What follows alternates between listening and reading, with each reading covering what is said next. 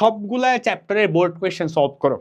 বসবা বই নিয়ে, যে কোনো একটা বই নিয়ে বসবা, তোমার কাছে যে বইটা আসে না কেন, কেন হইতে পারে যে কোনো application, it's up to you.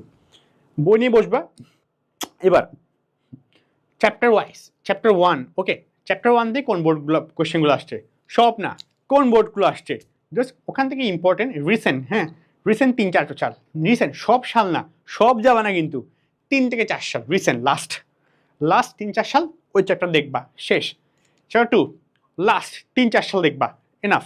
এভাবে প্রতিটা চ্যাপ্টার একদিনে তোমার শেষ করতে হবে, যেহেতু তোমার টাইম কমে। আমি তোমাকে এখন বলতে পারি ভাইয়া তুমি 2 ঘন্টা পরে শেষ, তোমার মিনিমাম 8-10 ঘন্টা পড়তেই হবে একদিনে, কিছু করার নাই, টাইম নাই, টাইম আছে 1-2-3 সপ্তাহ হয়তো। সো তুমি 1-2-3 সপ্তাহ পড়তে হবে না বেশি, কিছু করার নাই, পুরো বছর পড়ো নাই বা পুরো বছর পড়লেও শেষে রিভিশন দিতে হবে। সো একটু কষ্ট করতেই হবে এখন, হ্যাঁ।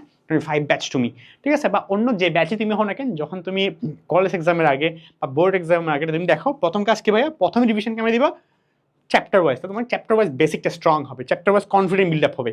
প্রতি চ্যাপ্টারকে তুমি যে বোর্ড কোয়েশ্চেন লাস্ট 3-4 সালের বোর্ড কোয়েশ্চেনটা, accounting first paper, second paper, finance first paper, second, যেটা তুমি করো না কেন, চ্যাপ্টার ওয়াইজ বোর্ড কোয়েশ্চেন তুমি সলভ করবা, কিন্তু একদিনে।